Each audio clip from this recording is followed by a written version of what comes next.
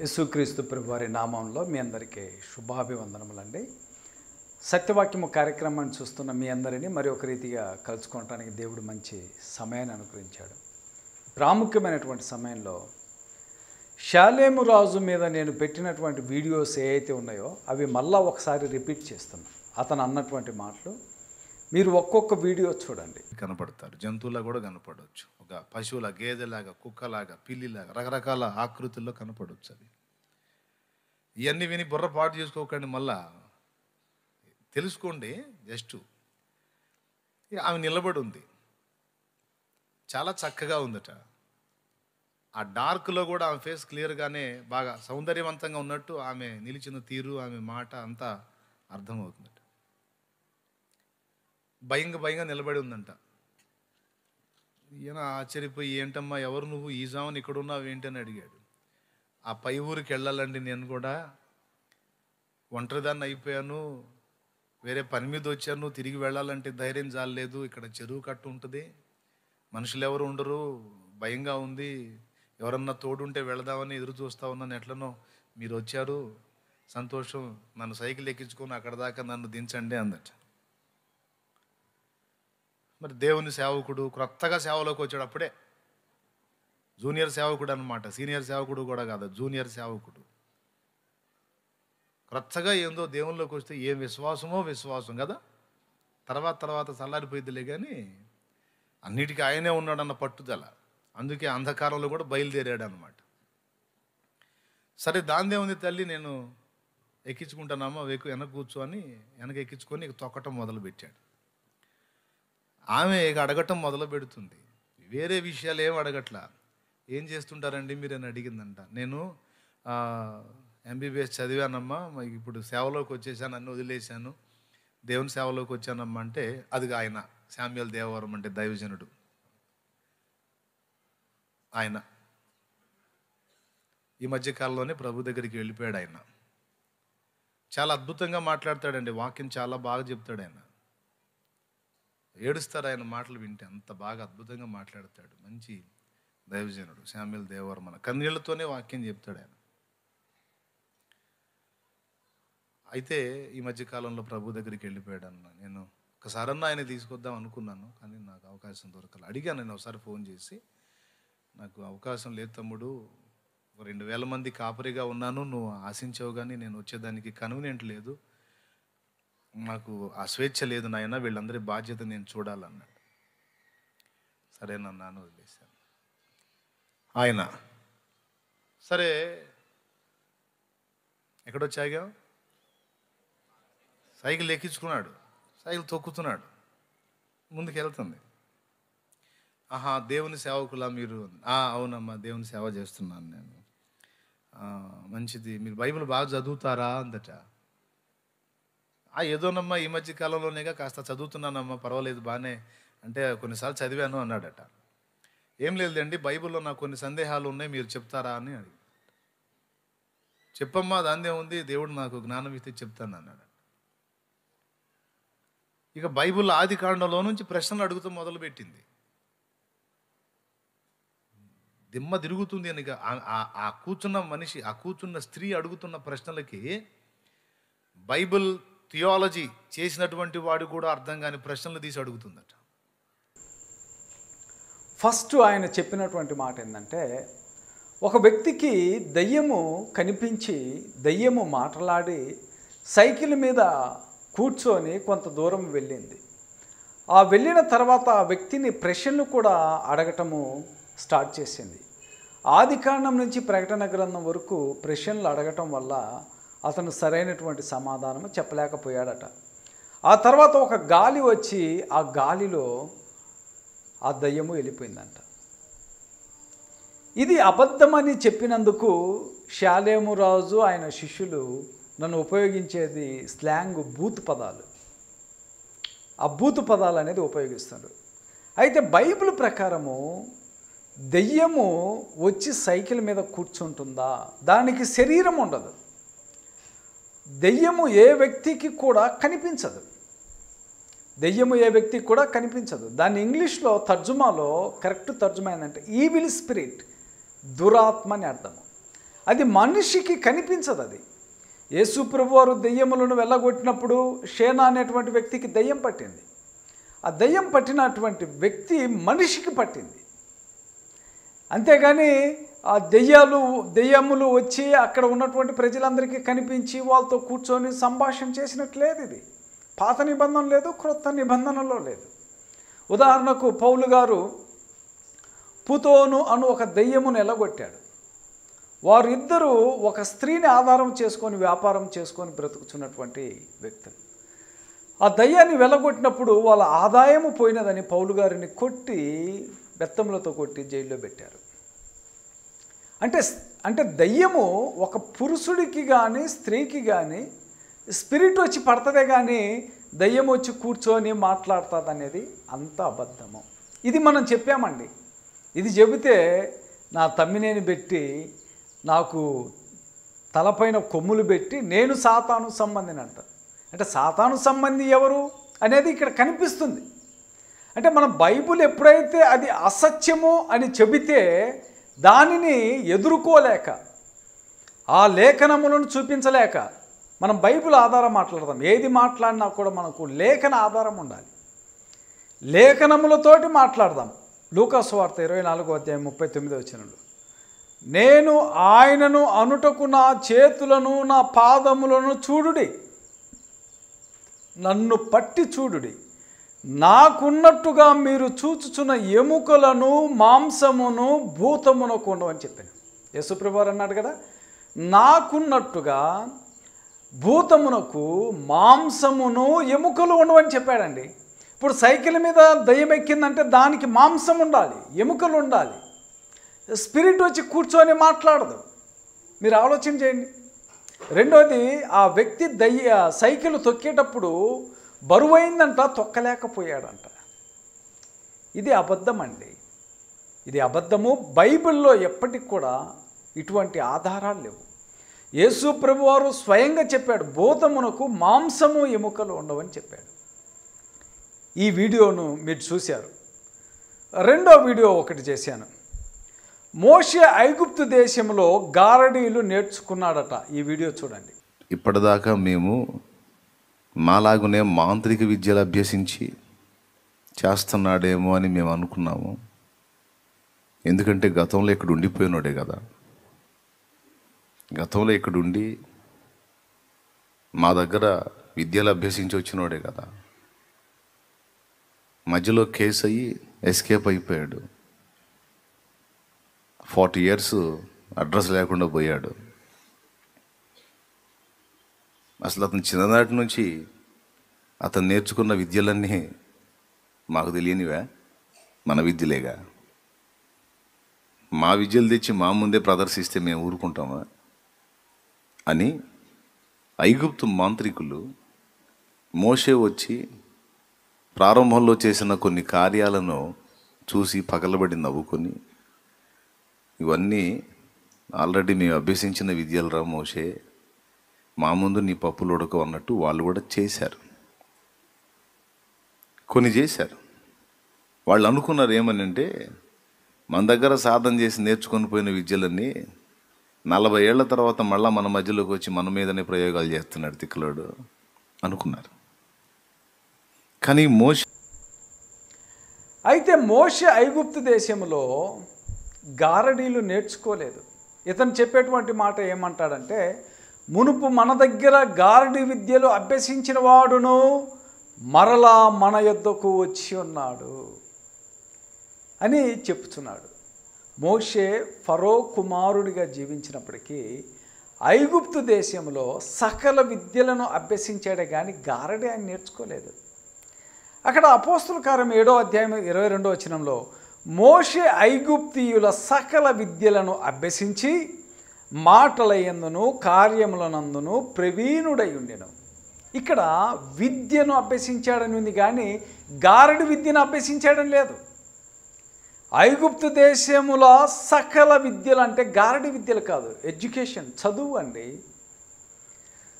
ప్రపంచంలో ఎక్కువ చదువు కలిగినటువంటి దేశము ఐగుప్తు దేశము. దేవుడు ఆదికాండము, నిర్గమకాండము, లేవిలకాండము, సంఖ్యాకాండము, ద్వితీయోపదేశకాండము ఈ ధర్మశాస్త్రాన్ని దేవుడు నోవాహుతో కానీ, అబ్రాహాము, ఇస్సాకు, యాకోబుల చేత కానీ దేవుడు వ్రాయించలేదు. ఒక విద్యావంతుడు కావాలి దేవుని యొక్క గ్రంథాన్ని వ్రాయటానికి. ఆ విద్యావంతుడే మోషే. అందుకే మోషే సకల విద్యలను అభ్యసించినటువంటి వ్యక్తి. ఈ విద్యావంతుడి చేత దేవుడు తన ధర్మశాస్త్ర గ్రంథాన్ని వ్రాయించాడు. అయితే ఐగుప్తు దేశంలో ఆయన నేర్చుకుంది ఏంటిది? మోషే ఏం నేర్చుకున్నాడు? శకునుగాండ్రు బోధ నేర్చుకున్నాడా? లేక కర్ణపిశాస్య, గారడియా, మాంత్రికుల బోధ? రాజకుమారులు ఎవరు కూడా ఇటువంటి బోధలు నేర్పించరు. భౌతిక సంబంధంగా ఉదాహరణకి ఇందిరాగాంధీ తన కుమారుడైనటువంటి రాజీవ్ గాంధీని అమెరికాలో చదివించింది. గారడి విద్యలు నేర్పించిందండి? కేసీఆర్ ఏమైనా కేటీఆర్కి గారడి విద్యలు నేర్పించాడా? భౌతిక సంబంధమైనటువంటి రాజులు మనం చూసేటువంటి వాళ్ళు ఎలా ఉంటారో, ఒక రాజకుమారుడికి విద్యలంటే చదువు అండి. చదువుకున్నాడు ఆ వ్యక్తి. ఇంగ్లీష్లో Moses was learn in all wisdom of the Egyptians.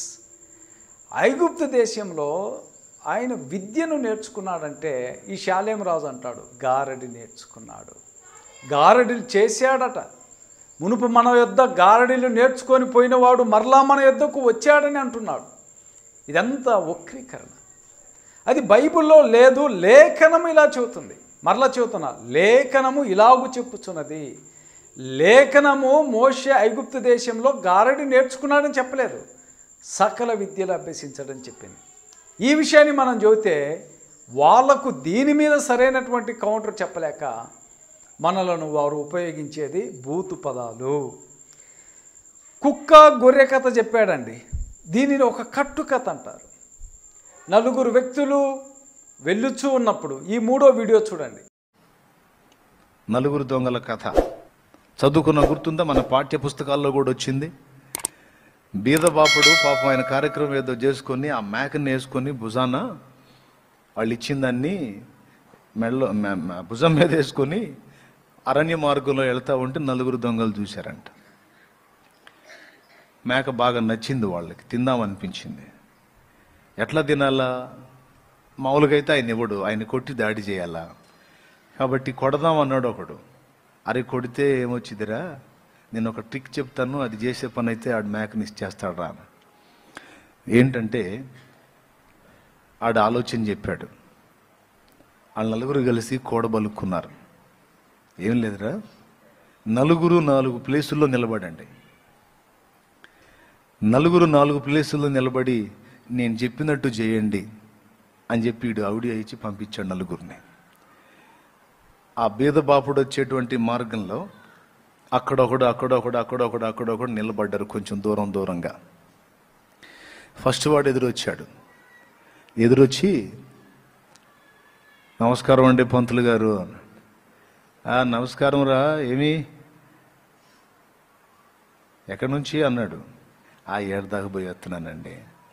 అయ్యా ఎక్కడి నుంచి అంటే ఫలానా ఊరికి వెళ్ళి వస్తున్నాను రా అన్నాడు. అది సరిగానండి అయ్యా. ఇదేంటండి కుక్కను మేడ మీద వేసుకొని వస్తున్నారు అన్నాడు. కుక్క ఏమిట్రా బడుద్దాయ్, మేకరా కనబడట్లేదా అని చెప్పని పైకి చూశాడు. అది మే అంది. మేకరా వెధవాయ్, కళ్ళకేమో చెత్తవారం వచ్చిందేమో చూయించుకో అని చెప్పని ముందుకు సాగిపోయాడు. ఇంకొంచెం దూరం పోయినాక వచ్చాడు. నమస్కారం అండి పంతులు గారు. నమస్కారం. ఎక్కడి నుంచి అండి అంటే ఫలానా ఊరికి వెళ్ళి వస్తున్నాను అన్నాడు. సరిగానండి, ఇదేందండి కుక్కని మెడ మీద వేసుకొని వస్తున్నారు అన్నాడు వీడు కూడా. వాడికి కొంచెం డౌట్ వచ్చింది. ఇదేంట్రా ముందు నుండి తిట్టి పంపించాను, వీడు కూడా అదే మాట అంటున్నాడు ఏంటని పైకి చూశాడు. కుక్క ఏమిట్రా, ప్రతి ఒక్కడు ఇదొకటి మొదలు పెట్టారు. మేకైతే ఫలానా దగ్గరికి వెళ్ళి కార్యక్రమం చేసి వస్తుంటే వాళ్ళు మేకని బహుమతిగా ఇచ్చారు, తెచ్చుకుంటున్నాను.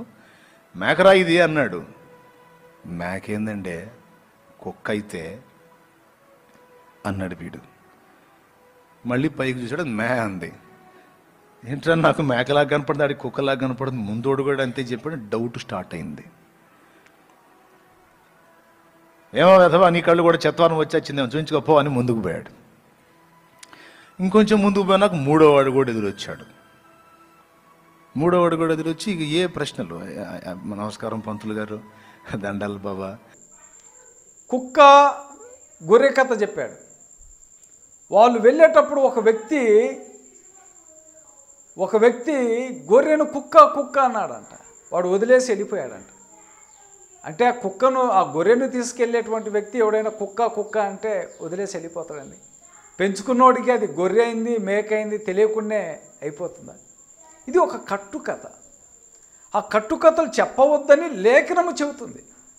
లేఖనము ఎప్పుడు కూడా కట్టుకథలను వక్రీకరిస్తే అది బైబిల్ యాక్సెప్ట్ చేయదు. ఎఫెసీయులకు రాసిన పత్రిక 4వ అధ్యాయం 14వ వచనంలో, అందువలన మనం ఇక మీదట పసిపిల్లలమై ఉండి మనుషుల మాయోపాయముల చేతను వంచనతోనూ తప్పు మార్గమునకు లాగు కుయుక్తితోను గాలికి కొట్టుకొని పోవునట్లు కల్పింపబడిన ప్రతి ఉపదేశమునకు ఇటు అటు కొట్టుకొని పోవునట్లు అలల చేత ఎగురగొట్టబడిన వారమైనట్లుండగా. బైబిల్ ఎప్పుడు కూడా ఇటువంటి కథలు చెప్పవద్దని బైబిల్ చెబుతుంది. ఇది తప్పని మనం అంటే వాళ్ళు మనల్ని మళ్ళీ బూతు పదాలు, బూతు స్లాంగ్ ఉపయోగిస్తారు. 4వది, కిరోసిన్ పూసి ప్రార్థన చేస్తే స్వస్థత అంటాడండి. కిరోసిన్ పూసి ప్రార్థన చేస్తే స్వస్థత జరగదు. ఈ 4వ వీడియో చూడండి. వార్త ప్రకటన కొరకు అడవిలోకి వెళ్ళాడు. సాయంత్రం వేళ వాళ్ళందరూ మేము కూడుకుంటాం మీరు రండి అంటే సిద్ధపడుతున్నాడు. భయంకరమైన చలి జ్వరం వచ్చేసింది. చలి జ్వరం వచ్చేసి గడగడ వణుకుతున్నాడు. తన దగ్గర ఓ పరిచారకుడు ఉన్నాడు. నేను ఇలాగైతే సాయంత్రం వాళ్ళకి సువార్త చెప్పలేనయ్యా, నాకు ఇది తగ్గాలి అన్నాడు. అయ్యా మీరు అసలుకే పెద్ద వయసు వచ్చింది, ఈ చలి జ్వరంతో ఇంతసేపు వణుకుతున్నారు, ప్రాణం పోతుందేమన్నంతగా భయం కలుగుతుంది నాకు. వద్దులేయ్యా సాయంత్రం వద్దులేంటే, కాదు ఒకవేళ వదిలితే ఊపిరి అక్కడే వదులుతాను, కానీ నేను వెళ్ళి వాళ్ళకి ప్రకటించాలి.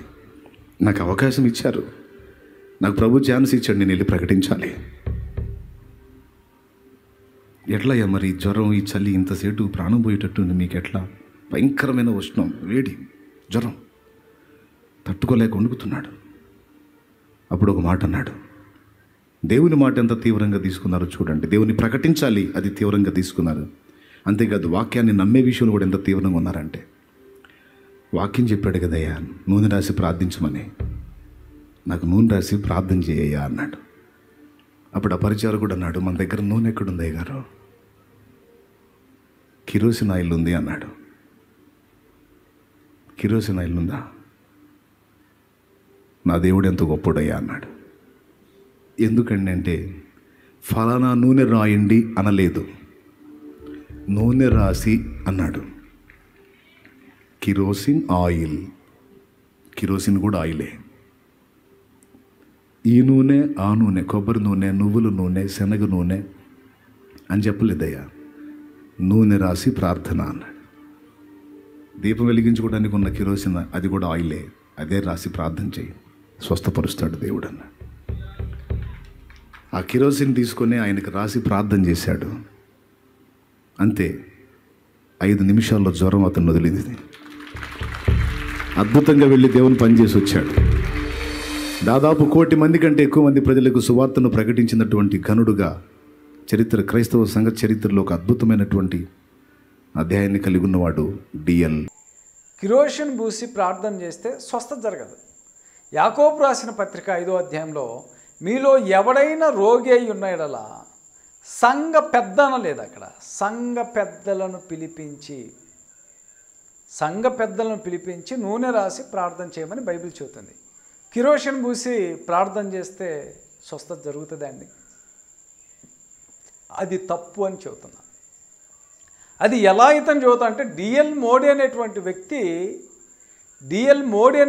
వ్యక్తి ఒక అరణ్య ప్రాంతానికి వెళ్ళినప్పుడు అక్కడ ఆయన స్వస్థతలు చేశాడని చెప్పుచున్నాడు. అది అబద్ధమని చెప్పినాం. యాకోబు రాసిన పత్రిక 5వ అధ్యాయం 14వ వచనంలో, మీలో ఎవడైనను రోగి అయి ఉన్నాడో అతడు సంఘపు పెద్దలను పిలిపింపవలను, వారు ప్రభు నామమున అతనికి నూనె రాసి అతని కొరకు ప్రార్థన చేయాలి. సంఘ పెద్ద అని లేదు, సంఘ పెద్దలను పిలిపించి అని వ్రాయబడింది. అంతేకాకుండా 5వ వీడియో, మీరు ఈ 5వ వీడియో కూడా చూడండి. దేవుడు నువ్వు ఆయనతో నడుస్తున్నావు, నువ్వు ఆయన వైపు నీ మనసును ట్యూన్ చేసుకొని ఉన్నావు కనుక ఎన్ని అవకాశం ఉంటే అన్ని సూచనలు తప్పకుండా ప్రతి విషయంలో నీకు అందించడానికి దేవుడు ఎప్పుడు సిద్ధం. ఓసారి మా అన్నయ్య రియల్ ఎస్టేట్ చేస్తున్నాడు. ఒక దగ్గర పొలం కొన్నాడు వాడు. మా అన్నయ్య ప్లేసు కొన్నాడు. తన శక్తికి మించిన పెట్టుబడి అది. తనకు అంతకుముందు చేసిన దానిలో కొంచెం గొప్ప లాభం వస్తే అదంతా ఇంకా కొంత అప్పు తెచ్చి తనతో పాటు ఇంకో పార్ట్నర్ని కలుపుకొని ఇద్దరు కలిసి ఒక పొలం కొనడానికి అవతల వానికి ఒక 5,000 8,000 బయానా ఇచ్చారు. బాగా వినండి. నా దగ్గరకు వచ్చి నాకు చెప్పాడు, ఫలానా ప్రదేశంలో ఉన్న ప్లేస్ నేను కొన్నాను అబ్బాయి అని. నేను సేవలో ఉన్నాను, ఆయన రియల్ ఎస్టేట్ చేస్తున్నాడు. నేను అన్నాను, మరి ప్రార్థన చేసే తీసుకున్నావా, దేవుడిని అడిగి తీసుకున్నావా అంటే, ఏం లేదు వాలుగా ఉంది, ఏదన్నా అవకాశం ఉంటే మనకి డబుల్ వస్తుంది మనం పెట్టిన దానికి, అందుకని నేను అడిగేసాను అన్నాడు. అదెట్లా, నువ్వు దేవుణ్ణి అడగాలి కదా, ఒక ప్రార్థన చేసి దేవుని దగ్గర నుండి సమాధానం పొందుకోవాలి కదా, అట్లా మళ్ళీ పెద్ద మొత్తంలో నువ్వు దాన్ని రిజిస్ట్రేషన్ చేయించుకుంటావు కాబట్టి నువ్వు కొంచెం ఆలోచించి అడుగు వేయి అన్నాను నేను. అట్లయితే నువ్వే ప్రార్థన చేయన్నాడు. ఆ సిగ్నల్స్ ఏవో ఆ గుర్తుపట్టడం ఏవో నాకు తెలియదు కాబట్టి నువ్వే ప్రార్థన చేయన్నాడు. సరే, నేను ఆ రోజు నైట్ ప్రార్థన చేశాను. అలాగని ఇప్పుడు మళ్ళీ మీరు చేయబోయని నాకు చెప్పారు, అన్నయ్య నువ్వు మెన్నాయికి చెప్పినట్టు మాకు కూడా చూసి చెబుతావా అని. ఇంకప్పుడు మళ్ళీ ఇక నా పని అయిద్దిగా. ఇక నైట్ నేను ప్రేయర్ చేశాను. బాగా వినండి, మీకు ఉపయోగపడే సమాచారం. ఆ ప్లేస్ నాకు అంతకుముందు నేను చూసిన ప్లేసే, అది ఫలానా ప్లేస్ అని చెప్పాడు. సో నా జ్ఞాపకంలో ఉంది అది. నేను దాన్ని తీసుకోవడానికి ముందుకు వచ్చాను, అబ్బాయి నేను తీసుకున్నాను, ఇట్లా ఇది అని చెప్పాడు. రిజిస్ట్రేషన్ అయిందా లేదా అన్నాను. కాలేదు జస్ట్ భయాన్ని ఇచ్చి ఒక 8,000 7,000 భయాన్ని ఇచ్చాను. సరే చేస్తాలే, ప్రార్థన చేస్తాను. అప్పుడు నాకు ఇంత ఒత్తిడి లేదు, ఫ్రీ ఉంది, ప్రార్థన చేశాను. ప్రార్థన చేస్తే ఆ నైటు స్వప్న దర్శనంలో ఆ ప్లేస్ కనపడుతుంది. దానిలో ఒక విషసర్పం, పడగెత్తిన నాగుపాము దానిలో కనపడుతుంది. ఆ ప్లేస్లో ఆ సర్పం పడగెత్తి కనపడుతుంది చక్కగా. ఆ పొలం గుంట పొలం, అది పడగెత్తుంది, క్లియర్గా కనపడింది. తెల్లవారు నేను చెప్పా, అది తీసుకోవద్దు, వదిలేసేయి అంటే. కాదబ్బాయి డబల్ వస్తాయని.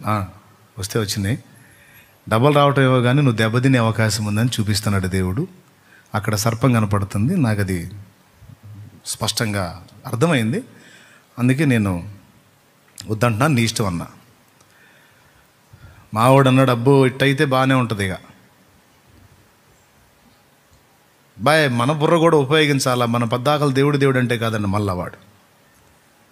నేను అట్లయితే నీ ఇష్టం, నాకు నువ్వు ప్రార్థన చేయమన్నావు, చేశా, నాకు కనపడింది, నేను చెప్పా, నీ ఇష్టం అన్నా. అయినా సరే వాడు ముందుకెళ్ళాడు తీసుకోవడానికి. నేను చెప్పగా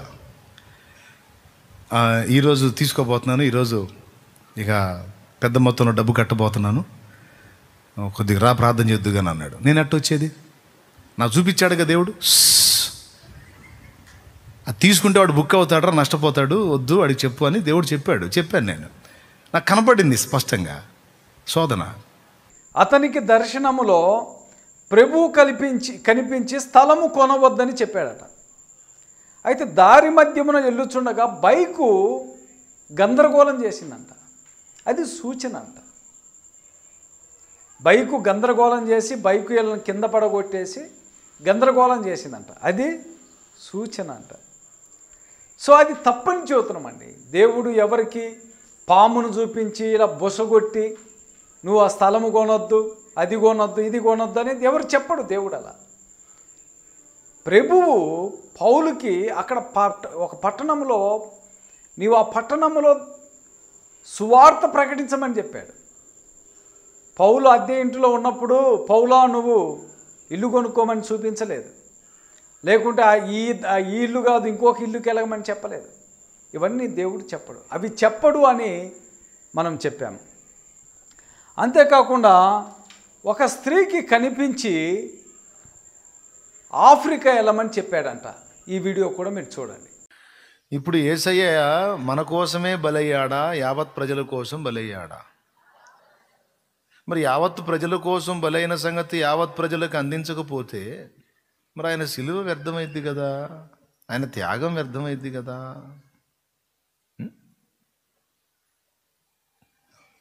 ఈ మధ్యకాలంలో ఓ తల్లి సాక్ష్యం విన్నాను నేను. ఎలీజా అనే పేరు కలిగిన ఆమె దక్షిణాఫ్రికాకి మిషనరీగా వెళ్ళింది. భయంకరమైన మనుషుల మధ్యలోకి వెళ్ళి సేవ చేసి చాలా ఆత్మల్ని రక్షించింది. ఆమె ఎలా వెళ్ళిందో తెలుసా? ఒక దర్శనం చూసింది. ఆ దర్శనంలో దేవుని న్యాయపీఠం కనపడుతుంది, సింహాసనం. యేసయ్య కూర్చున్నాడు సింహాసనం మీద. ఆ సింహాసనం మీద కూర్చొని ఆయన వారితో మాట్లాడుతున్నాడు. వారు ఆయనతో అన్న మాట ఆమెకి వినపడింది. ఏమన్నారో తెలుసా? ప్రభువా నీవు మా కొరకు చనిపోయావా? ప్రభువా నీవు మా కొరకు, మా పాపముల కొరకు బలి అయి తిరిగి లేచావా?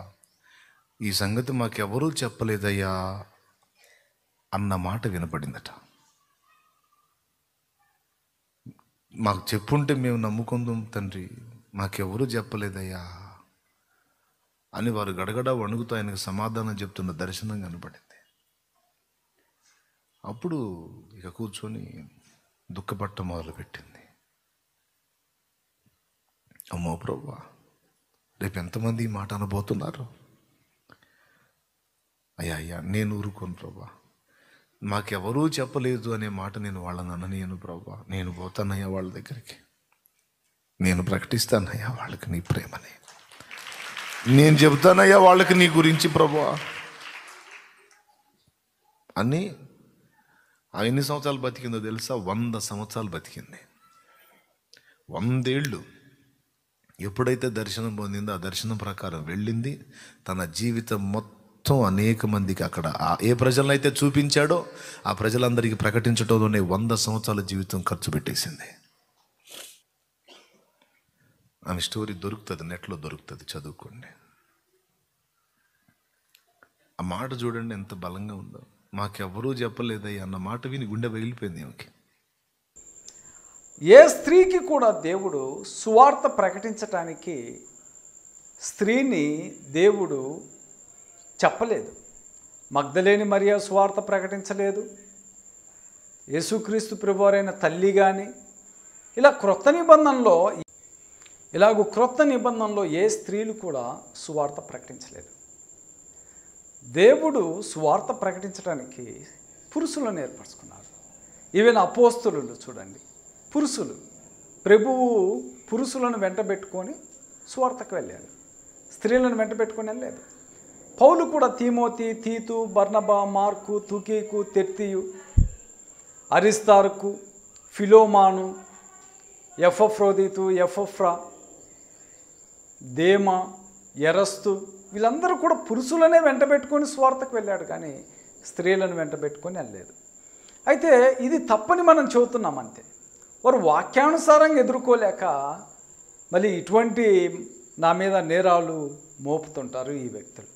కొరింథీయులకు రాసిన మొదటి పత్రిక 14వ అధ్యాయం 34వ వచనంలో, స్త్రీలు సంఘములో మౌనముగా ఉండవలెను,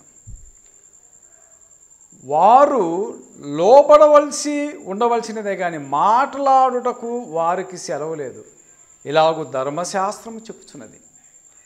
వారేమైనా నేర్చుకొనగోరిన ఎడల ఇంట తమ భర్తలను అడగవలెను, సంఘములో స్త్రీ మాట్లాడుట అవమానము. ధర్మశాస్త్రం కూడా ఇలా చెప్పుచున్నది. ఎవరైనా యాజకుడు కావాలన్నా, ప్రధాన యాజకుడు కావాలన్నా కానీ పురుషుడే, స్త్రీలు కాదు. అందుకని దేవుడు ఎప్పుడు కూడా స్త్రీలను వెళ్ళి సువార్త ప్రకటించమని చెప్పలేదు. రెండోది, ఆమెకు బలిపీఠము కనిపించి ఆఫ్రికా వెళ్ళమని చెప్పాడట. ప్రభు అలా చెప్పడు. తిమోతికి రాసిన మొదటి పత్రిక 2:11లో స్త్రీలు మౌనముగా ఉండి సంపూర్ణ విధేయతతో నేర్చుకోలేమల్లు. స్త్రీ మౌనముగా ఉండవలసినదే కానీ ఉపదేశించుటకు పురుషుని మీద అధికారం చేయుటకు ఆమెకు సెలవివ్వను. స్త్రీలు మౌనముగా ఉండి సంపూర్ణ విధేయతతో నేర్చుకోవాలి. స్త్రీ మౌనముగా ఉండవలసిందే కానీ ఉపదేశించుటకైనను పురుషుని మీద అధికారము చేయుటకైనను ఆమెకు సెలవివ్వను. చూసారా, బైబిల్ చెబుతుందండి. ఇది లేఖనం ఇలాగూ చెప్పుచున్నది. మనం లేఖనాన్ని నమ్మాలి. క్రొత్త నిబంధన సిద్ధాంతము స్త్రీ మౌనముగా ఉండాలి. పురుషులను సువార్తకు వెళ్ళినప్పుడు కొట్టి చంపేశారు. పౌలుతోటి ఎప్పుడు పౌలు తీతును వెంట పెట్టుకొని వెళ్ళాడు. ఇది బైబిల్ యొక్క సిద్ధాంతం. అంటే వీరు వ్యక్తిగత దూషణలు, బూతు పదాలు, సొరసొత్తులు, వీళ్ళ ఉపయోగించే పదాలు దాగోను దెయ్యము, డెవిల్ పాము, సాతానుకు సూటేస్తే ఎలా ఉంటారో మీరు అన్నా పర్వాలేదు, అవన్నీ నేను భరిస్తా. మీకంటే పెద్ద పెద్ద పదాలు ఉపయోగించిన వాళ్ళు ఉన్నారు. మా అమ్మను, మా చెల్లిని తిట్టిన వాళ్ళు కూడా ఉన్నారు. అంటే నన్ను అంటే ఆ స్లాంగ్ నాకు తెలియదు. అమ్మ నా బూతులు అంటారు కదా, ఆ బూతులు తిట్టిన వాళ్ళు కూడా ఉన్నారు. ఏది నేను బైబిల్ బోధిస్తుంటే బూతు కామెంట్స్ పెట్టిన వాళ్ళు కూడా ఉన్నారు. ఇది నన్నే కాదండి, సత్యము చెప్పే ఏ వ్యక్తికి కూడా ఇవి జరుగుతాయి. ఇప్పుడు నువ్వు ఎప్పుడైతే సత్యము బోధిస్తావో, సత్యము కావాలనుకుంటే ఈ అవమానాలు ఖచ్చితంగా వస్తాయి. ఒకవేళ సత్యము బోధించకూడదు, సత్యం వద్దనుకుంటే నిన్నెవరు హింస పెట్టడు, నిన్నెవరు బూతు పదాలు ఉపయోగించరు, నిన్నెవరు అవమాన పాలు చేయరు. సత్యము బోధించినప్పుడు ఇవన్నీ కూడా వస్తాయి. కానీ వాటన్నిటిని ఎదుర్కోవటానికి నేను సమర్థుడు. నా మీద కేసులు కూడా ఉన్నాయి. మీకు చెప్పాను ఇంతకు మునుపు కూడా. నా మీద 4 కేసులు ఉన్నాయి. ఆ 4 కేసుల్లో 2 కేసులు ఛార్జ్షీట్ కూడా ఫైల్ అయింది. సో సతీష్ కుమార్ లాంటి వ్యక్తి కూడా నా మీద పరువు నష్టపు దావా కేసు వేసాడు. ఇంకా చెప్పాలంటే చాలామంది పాస్టర్లు కూడా నా మీద కేసులు పెట్టాలని చూశారు. నేను కేసులకు భయపడేటువంటి వ్యక్తిని కాదు. నా ప్రాణము పోయినా పర్వాలేదు, ఒకవేళ నా ప్రాణాన్ని మీరు తీయగలరేమో, కానీ సత్యాన్ని చంపలేరు. యేసు ప్రభు వారిని చంపేశారు, కానీ ఆయన బోధించిన బోధ నేటి వరకు మన మధ్య ఉన్నది. అపోస్తులను చంపేశారు, కానీ వాళ్ళు సత్యాన్ని చంపలేదు. సత్యవాక్యము నేటి వరకు ఉన్నది. సత్యవాక్యము ప్రభు యొక్క రాకడ వరకు అది ఎప్పుడు నిరంతరం ఉండేది దేవుని యొక్క వాక్యమై ఉన్నది. సహోదరులారా, మరి ఈయన చెప్పేటువంటి బోధ అబద్ధమని మనం చెబుతున్నాం.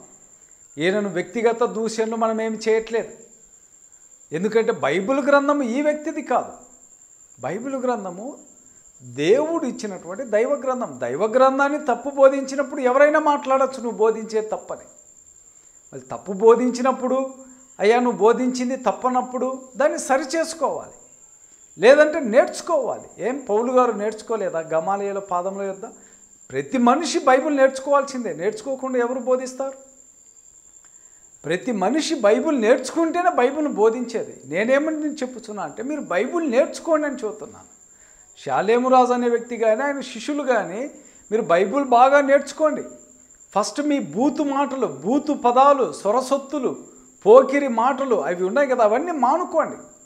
అవన్నీ మానుకోండి. ఫస్ట్ మీరు బైబిల్ నేర్చుకోవాలని ప్రేమపూర్వకంగా క్రీస్తు ప్రభువారి పేరట మీకు శుభాభివందనములు తెలియచేస్తూ మరొకసారి మీరు బైబిలు దేవుని వాక్యాన్ని పరిశీలించి లేఖనములను నేర్చుకోవాలని ప్రేమపూర్వకంగా తెలియచేస్తున్నాను. అందరికీ శుభాభివందనములు.